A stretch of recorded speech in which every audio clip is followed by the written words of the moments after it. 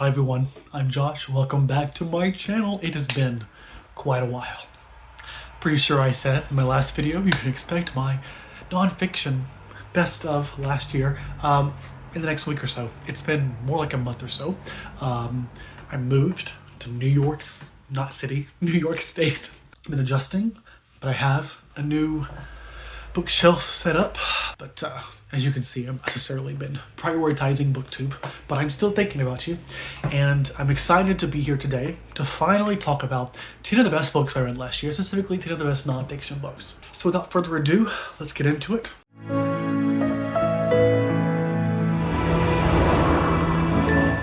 That is a bright light. Damn, the sun is right on me. Maybe I should have waited.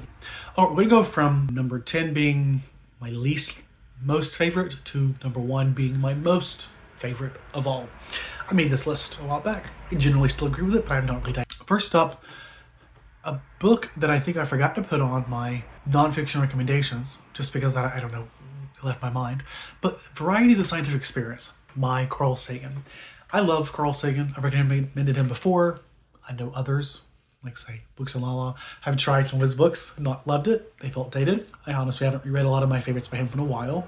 But this is the first one in my quest to read all of his backlog. Since, I guess, I started BookTube, that I've really, really loved.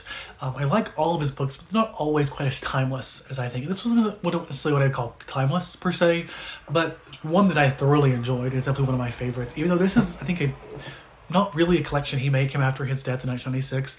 It is a series of lectures he gave, themed around astronomy, space, life, and I guess aliens and the meaning of life. Each one sets a series of themes in those categories, going from just setting up space and the solar system, like an introductory level, to more philosophical ideas around alien life and space travel and humanity. I'm pretty sure I vlogged my experience reading this while I was biking, and I really enjoyed it. Found it very easy to get through. I think the style of it being actually lectures means that it's a bit more accessible than general nonfiction writing, especially when it comes to science, mostly because, you know, your ability, I guess, to dissect complex ideas has to be framed differently when it comes in a lecture. And I think that translates well to the written form. And I just really enjoyed it. I thought it was very thoughtful, and if at times a bit remedial and sort of its setup. When it got to the actual ideas, I found them enjoyable. And I think it's a book that I can genuinely recommend. This is something that I thoroughly enjoyed, that I think most people might actually enjoy because of its introductory level, but also philosophical side. If I remember it correctly, it has been like half a year since I've read this. I know you move on, but I mentioned that it's the first one on BookTube that I really loved. I take it back. I read Cosmos, and while it is dated, I think that is still a phenomenal book. Yeah, I stand by that. It is dated, but you know what? The core principles of space science haven't changed that significantly. We know more, but like there's not just what's being said, it's how he says it. And that's what's so magical about Carl Sagan. So let me just say that when it comes to why I love Carl Sagan. And then I really got to reread his classics that I read at this point easily a decade plus ago. Okay, The Elements of Marie Curie by David Sobel. And this is a biography of Marie Curie's life. It looks starting at her childhood, naturally, and goes through her life spanning as a scientist, her relationship to her husband, and how that intersected with her work life, and then almost in a way like her children a little bit, her daughters, and how they sort of continued on her legacy or some of her science, and the ways in which she had to push through being the first woman in this field and in science or in chemistry and physics. And I think maybe the first one to win a Nobel Prize, I'm not sure. Or maybe she was the first one to be nominated. I did read some critique that I think people were mad that the book was using, I think, her married name or something. I'm not sure. And it seemed just a bit...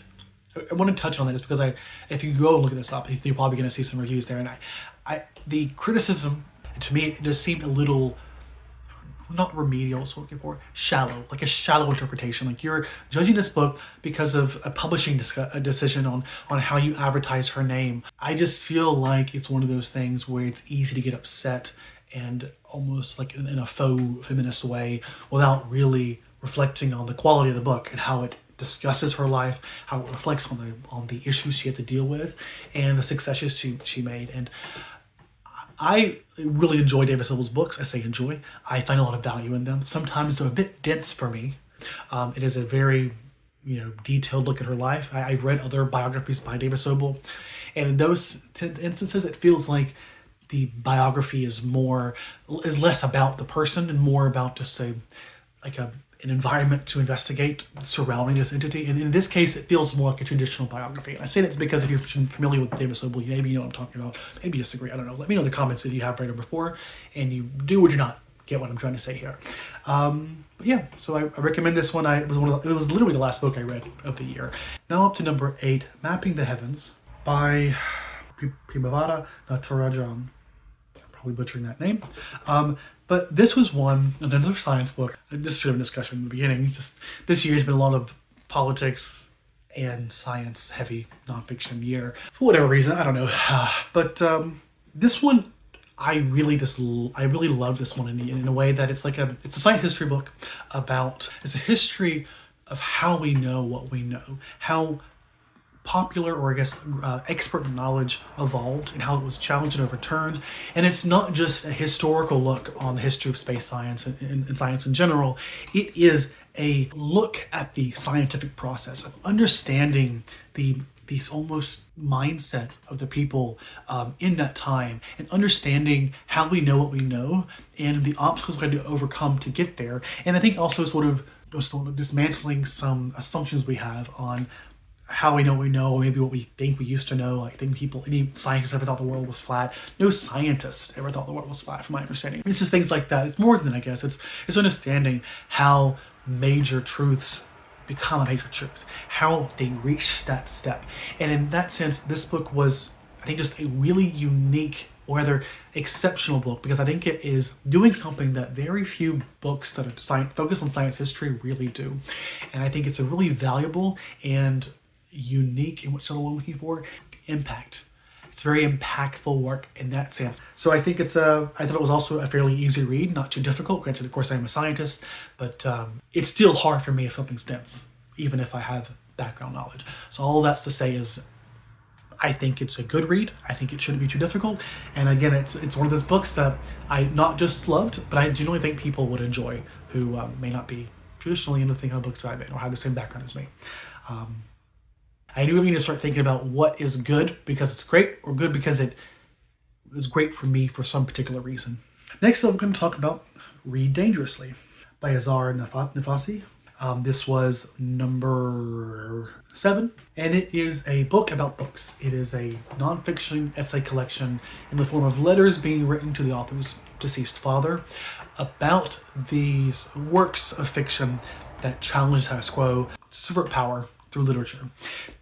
Overall, I thought this was a phenomenal book. It is very thought-provoking. In some ways, it's talking about things that I think have already sort of been considered in some ways when it comes to things like the impact of authors like Toni Morrison or James Baldwin. But it's always, I think, compelling to see those works dissected through new perspectives or just new ways. The author here is herself Iranian American, I believe. I believe she migrated from Iran.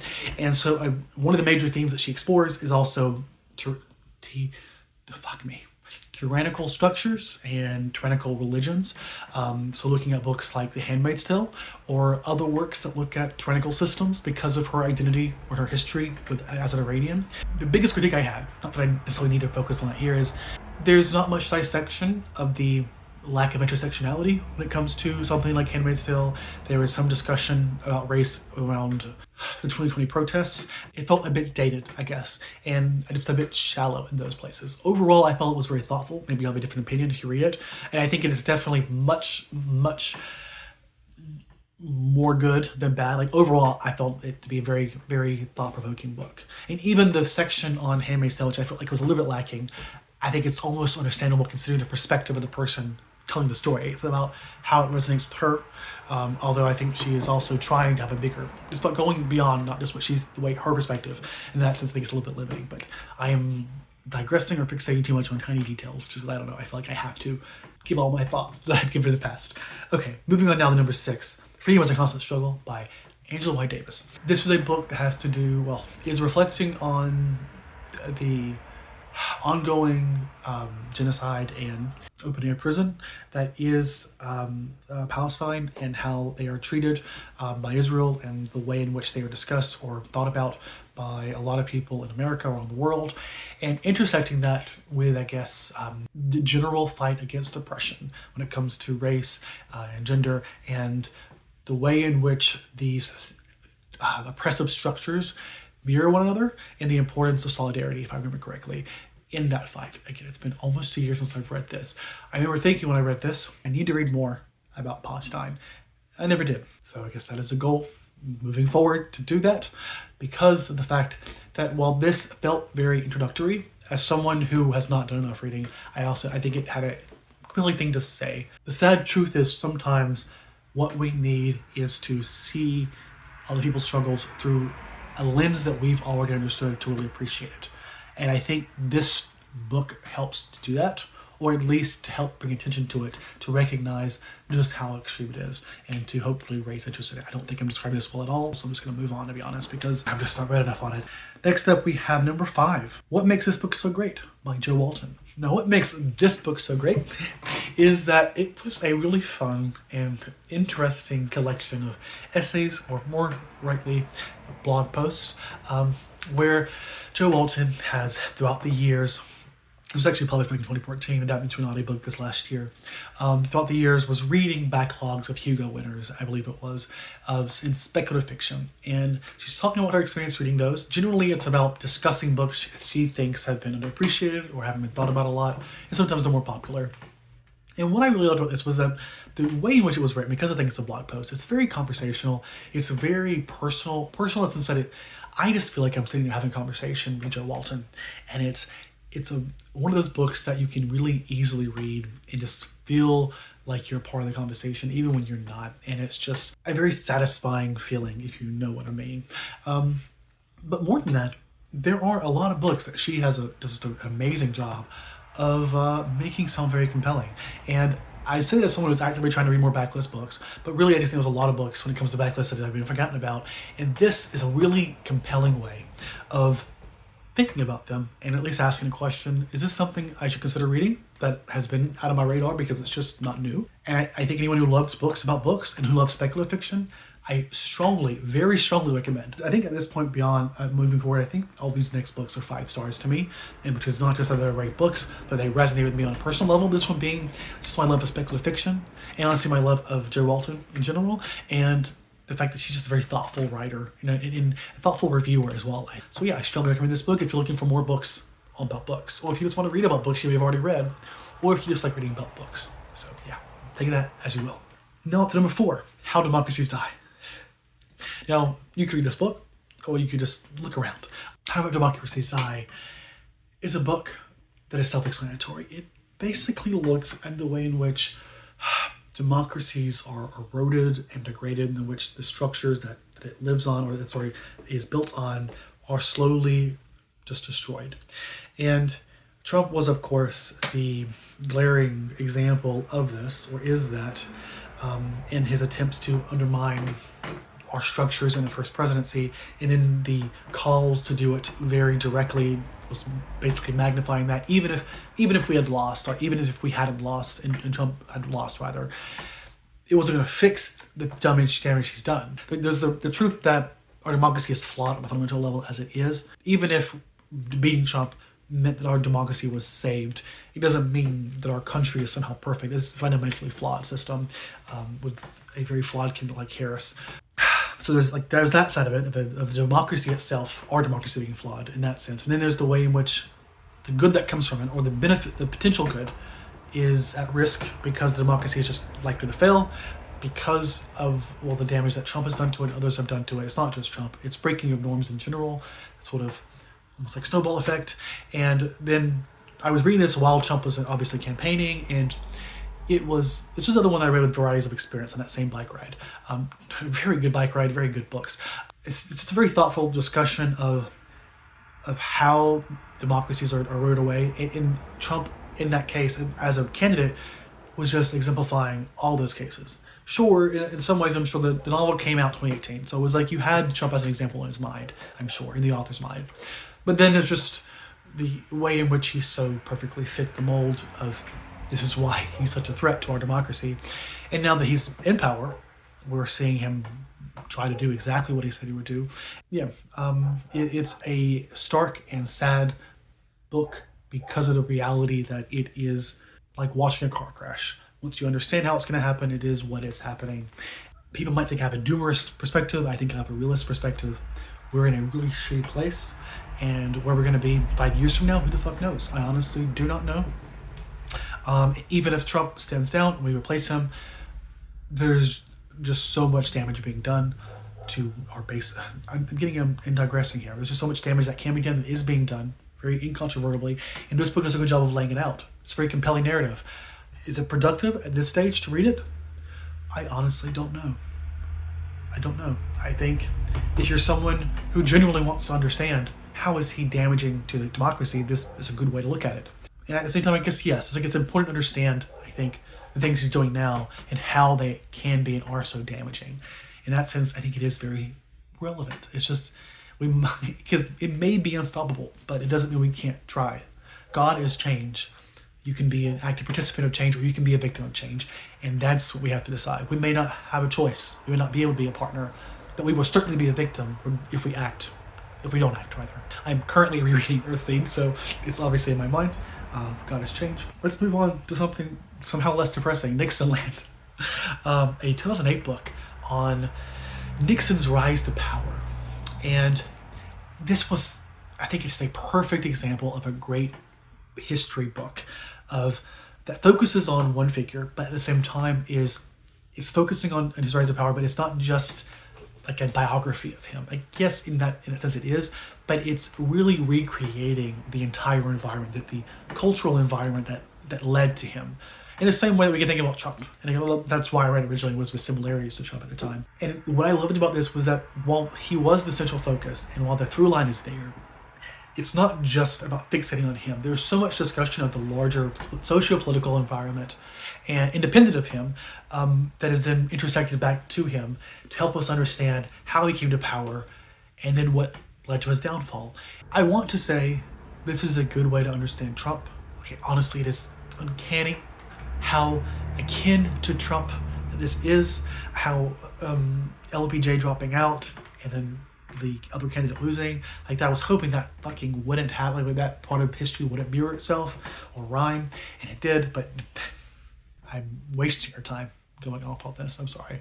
There's a good question, or I think a legitimate question, of how much of my content do I want to let Trump, like just to make Trump content? I'm sure it's great for engagement, but is it productive?